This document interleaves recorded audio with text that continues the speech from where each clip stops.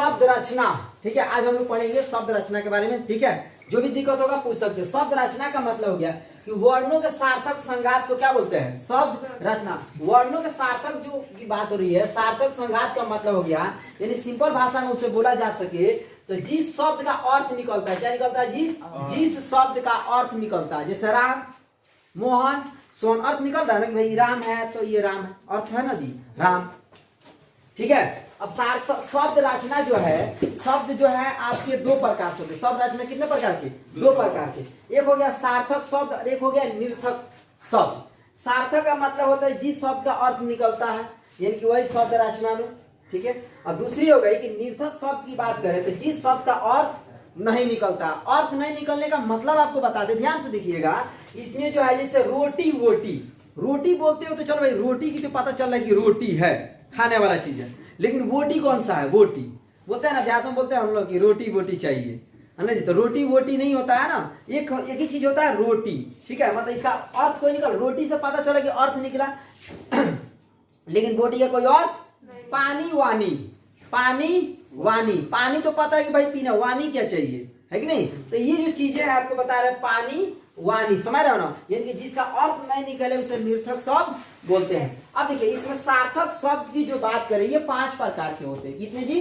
5 प्रकार के। ठीक है, पहला हो गया रचना, दूसरा हो गया उत्पत्ति, तीसरा हो गया अर्थ, और चौथा हो गया काव्य शास्त्री, और पांचवा हो गया क्या?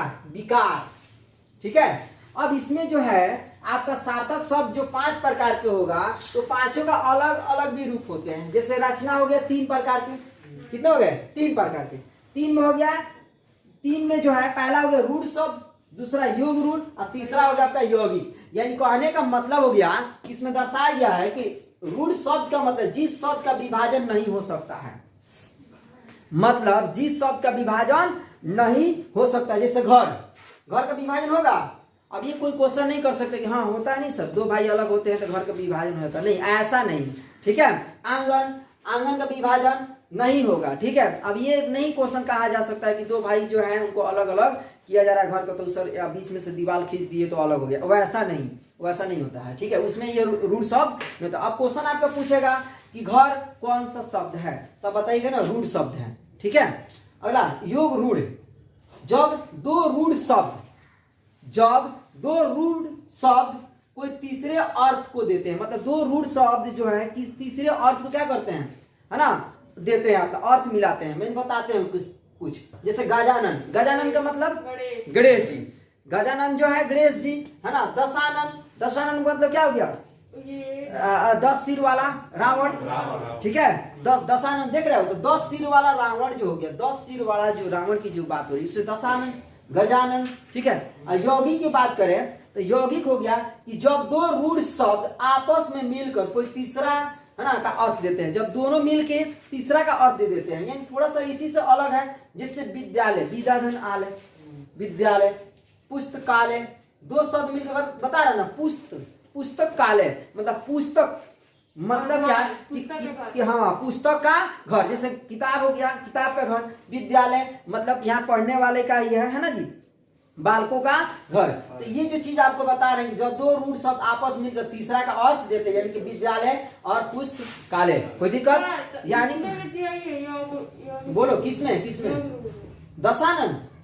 तो ये जो हो गया दशानन स्पेशल एक सिर वाले, 10 सिर वाले को बोला जा रहा है। रावण के अलावा दूसरा कोई है 10 सिर वाला व्यक्ति नहीं है।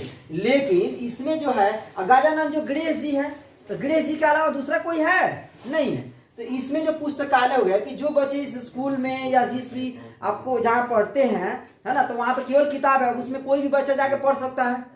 अब ये तो थोड़ा है कि दशानन सबको बोला जा सकता है, गजानन सबको बोला जा सकता है, बात सुना रही ना। तो पुस्तकालय में कोई भी बच्चा जाकर पुस्तक ले सकता है, पढ़ सकता, यानी कि वो पुस्तकों का घर, समझ रहा ना। रसोई घर, समझ रहा, रसोई घर की जो बात कर रहे हैं तो उसमें जो है रसोई की जो बात हो रही है।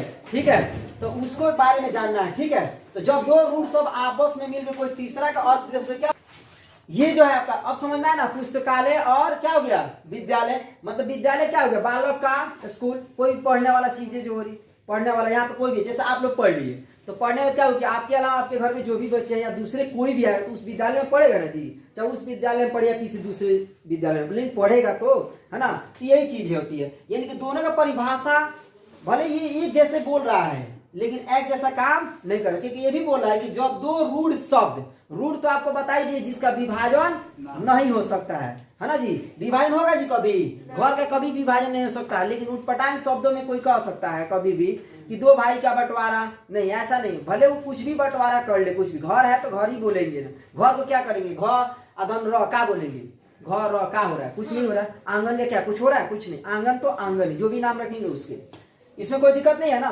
यानी कि रचना की जो बात कर रहे हैं ये तीन हो गया, रूढ़ शब्द, योग रूढ़ और यौगिक, इसमें हम पढ़ेंगे। उसके बाद से उत्पत्ति, मतलब कि सार्थक के जो 5 भेद होते हैं उससे 5 भेद में आपका पहला रचना पढ़ लिए 3, उसके बाद उत्पत्ति पढ़ेंगे। उत्पत्ति जो आप यहाँ ध्यान से देखिएगा, अगर डायग्राम पर नहीं आया ना ये, अगर इसको थोड़ा सा इधर उधर हुआ तो समझ लिख नहीं पाओगे, है ना, इसीलिए ध्यान से देखना। उत्पत्ति की जो बात कर रहे हैं ये कितने होते हैं, उत्पत्ति भी आपके 5 प्रकार के होते हैं, कितने जी, 5, यानी कि तत्सम शब्द, है ना, तद शब्द, और एक हो गया क्या देशज, और एक हो गया विदेशी शब्द, और एक हो गया संकर शब्द। ठीक है, ये जो 5 प्रकार की जो होती है उत्पत्ति, इसमें बारे में हम जानेंगे। तत्सम जो होता है दो शब्दों से मिलकर बना हो, यानी कि दो शब्द से जो मिलकर बना है, जैसे माता पिता, दोनों एक ही, हाँ माता पिता हुआ ना बीच में, ये जो है दो शब्द से मिलकर बना है ना जी, माता पिता, माता का अलग भूमिका है, पिता का अलग, लेकिन दोनों साथ एक साथ मिलकर किसी बच्चे की परवरिश करते हैं, तो दो शब्द मिलकर एगो बना है ना जी, जिसे माता पिता जिसे बोलते हैं गार्जियन, पेरेंट्स बोलते हैं ना इंग्लिश में,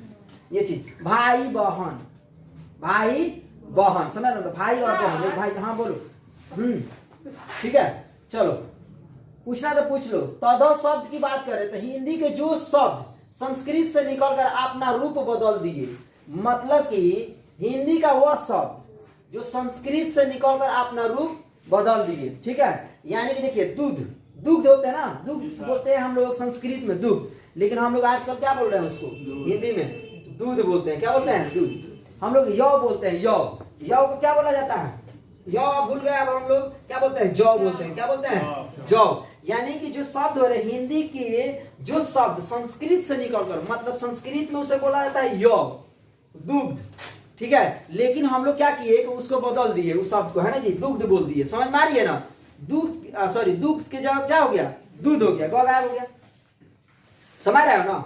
यौ, यौ क्या होता है संस्कृत में, लेकिन आज हिंदी में क्या बोल रहे हैं हम लोग, जौ बोलते हैं, समझ रहे हो ना। तो यानी कि हिंदी के जो संस्कृत की जो भाषा हो रही है, संस्कृत के जो भी भाषा है, यानी कि हिंदी में आकर अपना रूप क्या कर लिया, बदल लिया। और दुग्ध कहने का मतलब पता चले कि दूध मांग रहा है ये व्यक्ति, समझ रहे हो ना। तो ये चीज अब क्वेश्चन करने का मतलब हुआ कि पूछ सकता है ना कि आपके एग्जाम में दुग्ध मतलब दूध किस भाषा से निकल कर आई हुई है, तो किस भाषा से निकल कर आई है, संस्कृत से, संस्कृत भाषा, और किस से, किस शब्द से, तो तद्भव शब्द से जुड़कर ये आया हुआ है, समझ में आ रही है ना। और ये देखिए ये जो पूरी सेट बता रहे हैं ना, शब्द रचना की पूरी व्याख्या यही आपके आगे चल के कारक चिन्ह के रूप में बदलेगा, कारक चिन्ह आपको देगा आगे चल के, ठीक है, जो कि अभिकारी जो बनाए बताएंगे यहाँ पर, ठीक है, तो आपको मिलेगा यहाँ पर, ठीक है, अभिकारी के रूप में आपका कारक संबंध जो होता है वो सब आपको मिलेगा, यही चीज आगे चल के कन्वर्ट हो जाएगा, ठीक है। तो यहाँ तो कोई दिक्कत नहीं है ना। नेक्स्ट देखिए देशज शब्द की जो बात हो रही है, देशज का मतलब होता है अपनी भाषा, जो अपने देश में रह के जो भी भाषा का प्रयोग करते हैं, जैसे मान लो हमारा भारतीय भाषा हिंदी भाषा क्या हो गई, हिंदी, है ना जी, तो देशज हो गया। विदेशज का मतलब हो गया कि जो दूसरी भाषा को सीखने का प्रयास करना, जैसे विदेशज का मतलब इंग्लिश, इंग्लिश हम लोग का भाषा नहीं, इंटरनेशनल भाषा है, फिर भी हम लोग उसे सीखने का प्रयास करते हैं, तो विदेशज हो गया। तो फिलहाल हमें पढ़ना है देशज। देशज का मतलब हो गया हिंदी, हिंदी के वह शब्द जो गांव की भाषा में आकर सिमट गई, मतलब हिंदी में जो भाषा जो थी वो भाषा के कहाँ हुई, गांव में आकर सिमट गई। जैसे मान लीजिए कि जैसे हो गया लोटा, लोटा को हिंदी में बोला जाएगा जल रखने वाला एक पात्र, ठीक है, यानी कि गांव में एक लोटा हो गया। मक्का हिंदी में बोला जाता है, मक्का को क्या बोला जाता है, मकई, है ना जी। और आगे जो है इसका है ना, जैसे है ना पति पत्नी, तो पत्नी को भी अपना अलग नाम दे दिया गया है ना जी। यानी कि जो गांव में आके भाषा क्या हो गया, सिमट गया, है ना जी। चलो हंस रहा है ना। चलो विदेशी शब्द, अब विदेशी पढ़ते हैं, विदेशी मतलब जो विदेशों से आके हिंदी में क्या हो, सिमट, मतलब हिंदी में प्रयोग होने वाला शब्द जो देश से बाहर की भाषाओं से आकर हिंदी में प्रयोग होने लगा। कहने का मतलब है कि विदेशी का मतलब है कि विदेश में जो शब्द बोला जाता था वो हिंदी में आगे प्रयोग होना। जैसे बल्ब, बल्ब क्या हो गया, हिंदी भाषा थोड़ा, बल्ब एक इंग्लिश हो गया। ट्यूबलाइट, ट्यूबलाइट क्या हो गया, एक हमारा क्या हो गया, इंग्लिश भाषा हो गया। मतलब वो हिंदी में आके का प्रयोग होने लगा ना। अब बल्ब हो गया तो बल्ब को आसानी से पहचान सकते भाई ये बल्ब है ना जी। तो विदेशी भाषा हो गया। हिंदी में हो गया क्या हो गया आपका मक्का, है ना, जौ, समझ रहे ना, यह तो संस्कृत हो गया। चलो इसमें कोई दिक्कत नहीं है ना। अब ये देखो एक हो गया आपका संकर शब्द। संकर शब्द का मतलब हो गया कि देसी प्लस विदेशी। और देसी प्लस विदेशी कहाँ लिखा रहता है, अब है ना जी। चलो देखो देसी प्लस विदेशी, सब शराब का नाम याद कर लिया है ना। रेल प्लस गाड़ी, रेल क्या हो गया बताइए, रेल विदेशी शब्द हो गया ना, रेल। अब विदेशी देसी क्या हो गया, गाड़ी, बोलते हैं ना गाड़ी, समझा ना, गाड़ी बोलते हैं ना गाड़ी। तो रेल प्लस गाड़ी यानी रेलगाड़ी हो गया, देसी प्लस विदेशी। रेल प्लस विभाग मतलब रेल विभाग, रेल क्या हो गया इंग्लिश और विभाग क्या हो गया हिंदी। फिल्म उत्सव, फिल्म क्या हो गया इंग्लिश और उत्सव क्या हो गया हिंदी। ईटीसी ऐसे करके बहुत से आपके क्वेश्चन इसमें आएंगे, समझा ना। इसमें किसी को दिक्कत नहीं है ना। चलो आगे देखते हैं इसमें। अब आपको जो है उत्पत्ति के आधार पे जो आपको देखिए ये जो चीज बता रही है, 3 प्रकार को, इसीलिए 3 यहाँ लिखा गया है। ये 5 प्रकार के इसीलिए 5 लिखा गया है ताकि समझ में आए। और ये 4 प्रकार के होते हैं अर्थ जो है, इसीलिए यहाँ पे 4 प्रकार जो अर्थ हो रही है यहाँ से डायग्राम गया है ऊपर। अर्थ जो हो गया आपका परिवाची हो गया पहला, दूसरा हो गया वितरित, तीसरा हो गया समुच्चरित और चौथा हो गया अनेकार्थी। ठीक है, इसमें जो है पर्यायवाची की बात करें तो पर्यायवाची मतलब उल्टा, जिसका है ना जैसे सूर्य, हाँ अनेक नाम पर्यायवाची जो है, यानी कि क्या हो गया सूर्य, रवि, भानु, ईटीसी बहुत सी चीजें होती है ना।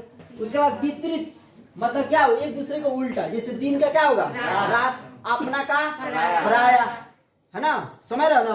अपना और पराया को पता चलता है अपनापन और पराया, जब कभी जरूरत पड़ता है किसी भी प्रकार की वस्तुओं के या कभी जिस भी प्रकार की, वहां पे अपनापन और पराया का पता चलता है। तो वो आपका हो गया वितरित, अपना और पराया। ठीक है, एक हो गया समुच्चरित। ठीक है, समुच्चरित का मतलब क्या, जिनका उच्चारण एक जैसा हो, जिनका उच्चारण एक जैसा हो, जैसा अंश। और एक और होता है अंश, देखो ये अंश है, ठीक है, हाँ एक अंश हो गया, अंश हर, अंश बटा हर होता है ना जी, है ना जी, अंश और अंश। देख रहे दोनों का उच्चारण एक जैसा है लेकिन दोनों का अर्थ क्या होगा अलग अलग होगा। अर्थ क्या होगा मतलब कि समुच्चरित का मतलब उच्चारण एक जैसा हो लेकिन उच्चारण अर्थ क्या हो अलग अलग हो। ठीक है, समुच्चरित। एक होता है अनेकार्थिक। अनेकार्थिक का मतलब होता है कि एक शब्द के अनेकार्थिक का मतलब अनेक मतलब अनेक, अर्थी मतलब हो गया क्या अर्थ। एक शब्द के अनेक शब्द निकले उसे क्या बोलते हैं अनेकार्थिक। जैसे हो गया द्विश, पक्षी, दांत, एक शब्द के क्या हो गया अनेक। पक्षी मतलब क्या हो गया बोलो क्या, अब इसमें आके बोलिएगा चिड़ई, इसमें देशज में चिड़ई, ठीक है।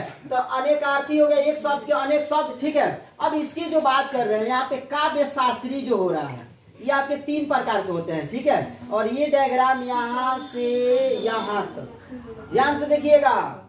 ठीक है, ये यहाँ का नहीं है, जो कि आपके कितने प्रकार के होते हैं 3 में हो गया। एक हो गया शब्द का अभिघा, है ना, अमीघा होगा, है ना, अमीघा, घा लिखा गया, अमीघा रूप। और एक हो गया शब्द का लक्षणा रूप और शब्द का व्यंजना। मतलब यही चीज आता है कि शब्द का अमीघा रूप का होगा किसी शब्द का सीधा प्रस्तुत किया जाए। सीधा, सीधा का मतलब हो गया कि राम कक्षा का अच्छा लड़का है, जो है कि कक्षा का मतलब जिस वर्ग में पढ़ता है वहां का बहुत अच्छा क्या है एक लड़का। अमीघा रूप हो गया ना, सीधा बताया गया ना कि कक्षा मतलब बहुत से बच्चे बैठे हैं उसमें सबसे अच्छा लड़का है। तो ये हो गया लक्षणा रूप। किसकी बात हो रही है व्यंजना की हो कि वो किससे संबंधित है। तो किसमें किससे बात हो रही है, किससे बात हो रही है कक्षा का, और किस में बात हो रही है किससे, तो विद्यालय से बात हो रही है कि राम कक्षा का क्या है अच्छा लड़का है। कोई दिक्कत नहीं है ना। तो इसमें जो आपका ये जो हो गया काव्य शास्त्रीय रूप के बाद से आपका अंतिम आ गया विकार, जो कि ये भी 2 प्रकार के होते हैं। ठीक है, हाँ 2 प्रकार में आपका आ गया विकारी या उसे स्विकारी भी बोलते हैं। इसका 2 नाम होता है। विकारी और स्विकारी, यानी जो अर्थ बदल दे, अर्थ बदल दे। माता पिता क्या करेंगे, अर्थ बदल देंगे ना, माता और पिता, माता मतलब माता, अब पिता मतलब पिता, दोनों मिल जाएंगे तो एक अर्थ बदलने क्या है, गार्जियन का रूप में बच्चे को परवरिश करना, अर्थ बदल गया ना। भाई और बहन दोनों मिल गए तो ये क्या हो गया, भाई और बहन का एक अर्थ हो गया ना कि ये भाई और ये बहन है, समझ आ रहा ना। और एक हो गया आपका अविकारी, जो अपना अर्थ नहीं बदले, जैसे हे का अर्थ बदलेगा, हो बदलेगा नहीं, अरे ऐसे, ये सब का अर्थ नहीं बदलता है, बदलता है हे तो हे होगा, अरे हो है जो भी बोल सकते हैं क्या, उसका अर्थ बदलेगा नहीं, बदलेगा। तो किसी कोई दिक्कत है इसमें? हाँ तो चलो लिख लो।